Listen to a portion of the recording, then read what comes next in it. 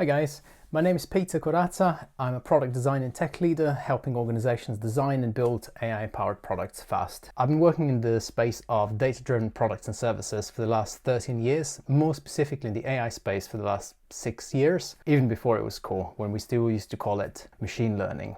Some of my recent work involved leading the design team responsible for shipping the Agent Studio, a platform for building enterprise agents, Computer, the AI teammate, and many others, such as an AI family wellness assistant for Panasonic Well, concierge console for Johanna, I'll show you some prototypes later, and most recently, Evidence for Impact, an AI-powered platform to support homelessness prevention decisions. To me, design is about how things work, not just how they look. And I strongly believe in learning by making, rather than just talking about stuff. I'm a dog dad of 2 beautiful whippets, and I love running around Lake District, where I'm based most of the time. Right, so let's get into how product design is changing. So design can operate on 3 different levels: vision and strategy, experience, and delivery. On the vision and strategy level, prototypes are finally replacing decks. On the experience level, we're seeing that behavior is the new UX, and the backend tools allowing us to define the rules, to tweak them, are becoming more and more important as design tools. And on delivery, PRs and designers using coding agents to create those are taking over your traditional handoffs and handoff sessions with the engineers. A lot of the traditional design consultancy work used to be very much narrative first, and unfortunately many design consultancies still work in this way. This traditional design process usually takes 8 to 12 weeks and it's very cookie cutter. You're usually spend a few weeks doing research and you're not going to create any solutions at that particular point in time. You refrain from doing that. Then you come up with some concepts, again a beautiful deck illustrating the concepts, then build some prototypes that support those concepts and tell that story. Typically this will be Figma click-throughs, then show these to the users and ask them for opinions. So not actually using them, but just asking for opinions. And then the project will be wrapped up with a kind of a wrap-up deck. At the end, you're left with this beautifully designed narrative deck with some insights. These usually take the form of people value services that help them focus on what matters, or people need visibility over their data. You'll have some design principles in there, like provide people with visibility and control, and some recommendations, which are quite ambiguous very often and don't necessarily impact the roadmap, like we should further explore how to make enterprise AI a success. There's quite a few problems with this process, but the main 3 that I'd highlight are focusing on the process undervalues product thinking. And this is usually what gets sold, is the process, not the actual outcomes. The second gripe I have with it is that this process fundamentally distrusts intuition and existing organizational knowledge. Because the process forces that kind of blank slate thinking in the research phase, the design team often starts with 0 from the start, and it's then encouraged actually to go and get the data step by step, and only after you've gathered data you can start making sense of the data. And I think a much more efficient approach is when you already have organizational knowledge, where you already have ideas about how you could solve something because you've seen the similar problems before, to just go and build that thing. More on that in a second. And the third gripe I have is that validation comes very, very late in the process, and it often tests stories, not products. Because of how the process works and how it's focused on producing a good story, because it's all narrative focused in the decks, the prototypes very much illustrate that story or a conceptual kind of concept rather than an actual product. Therefore, the validation isn't about observing what people actually do in the product, it's very much about what people think about the product, which is useful, but is definitely not as rich of a feedback that you could get if you've actually built something else. So this is finally being replaced with a prototype first approach. Most of the teams that I lead and many of the most performant companies that I work with use this particular approach. So the approach is very simple. It follows 2 steps. 1, build the thing. 2, iterate on the thing. And 3, make profit, if you get the joke from the underpants gnomes from South Park. And this second step really encompasses quite a few different activities, from user testing to validation to pivoting to a different idea or different concepts to improving the existing feature or the product. But the whole point is that you actually have already built the thing. I often say that a prototype is worth 1,000 slides, because a good prototype can illustrate the product vision, it can prove technical feasibility, it can let you experience the whole journey, it can evoke emotion through UI design, animations, and you can do that all at once. A slide deck usually can do one or two of these well before it starts kind of diluting the narrative or disappearing into the weeds. Prototypes don't just explain, they persuade. The other thing that prototype also forces you is, at the very start already, is to bridge this gap between the concept and the reality. The thinking and the making, or the doing, as Steve Jobs called it in one of his lectures. You can put a "how might we" statement on a slide, but in a prototype that actually needs to be answered. And you're not going to get it right the first time, but you already have found one way of potentially solving that problem. It might not be correct, but you already have something tangible that you can actually test and validate with users straight away. In this project, we were asked to come up with a platform for specialist personal assistants. These are people that you can hand off your to-dos as a busy family, and they'll go out and sort things out for you. For example, plan a trip to Disneyland or find a gift for a 3-year-old. We've prototyped from the very start, and what I'm going to show you is one of these prototypes. We built a simple client-side app simulator, so we can simulate these to-dos being handed off. And we've also built the whole kind of fulfillment flow out in the console, as you guys see happening in the background here, where to-do is ingested, AI takes over, it already fulfills the to-do, it prepares some ideas for the actual human assistant to take over. And you see that the human can actually go and iterate on the ideas and suggestions that the AI has come up with. So it's more of a co-pilot rather than a replacement. As we're building this, we realized we needed to break to-dos into separate templates. We also realized that if we provide users with traditional UI where you can drop down like you can see here, instead of a chat prompt, that speeds them up even more. When we tested this with real to-dos, we found the fulfillment time went down from the average of 3 days before, now down to average of 28 seconds. And the quality actually improved about 2 to 4 times. This is another project I worked on where I was asked to design and build a dashboard to help monitor where subsea power cables might fail with the power of AI. One of my first instinct in this particular case was to create this kind of traditional dashboard where you have a couple of blocks, you have a table, you have a list, you have a menu on the left-hand side. We've built a prototype of this on day 2. And we started clicking through it. And on day 3, when we had the first user research sessions, when we showed it to some of the experts that work in this field and would use this platform, we've learned that actually they really wanted a map, and our idea was actually pretty stupid with the dashboard. On day 4, we've built a prototype where you could navigate through the sites and cables simply by zooming in and zooming out. And that worked way better than our previous idea. So I'm trying to stress how important building this from day 1 is, because we could have just gone and done weeks of research, talking to experts, come up with the same kind of, we're going to build a dashboard. After a few weeks, build that thing, realize actually it's not what they want. Now we would have lost 4 weeks of work, for example. And another thing that's important here is that when we showed the dashboard, this felt as something that you could just export that data into a spreadsheet. So why couldn't you just do that for us and then we just use the data there? Whereas as soon as they saw the map and the interactivity and the ability to kind of pinpoint the different locations out, specifically along the cable, all of a sudden this became a really interesting proposition of an AI-powered platform for subsea cables. The second way the product design is changing is the behavior is becoming the new user interface. There are 2 drivers, I think, that are causing this. The first one is that our interactions with products and services nowadays span multiple devices, multiple touch points, multiple technologies. You might book a train ticket, for example, on your work computer on the website. When you're at the train station, you interact with one of the staff and ask additional questions. They will use their iPad app or their Palm device or whatever it is, and they'll communicate with you via voice or via human-to-human exchange system. They'll see a different kind of data to what you're seeing. They'll use different technology, and they're hooked up to different APIs of the same kind of underlying service or problem that you're trying to solve. When you get on the train and it's delayed, you're going to be checking the delay on the phone app. And once you get home, you'll probably apply for a refund because of the delay on your iPad at home. So you've interacted across multiple services, the same service across multiple touch points, multiple technologies, multiple devices. And the second driver is that everyone and my grandma has an agent. And this, by the way, is actually my grandma using an agent that I've built for her.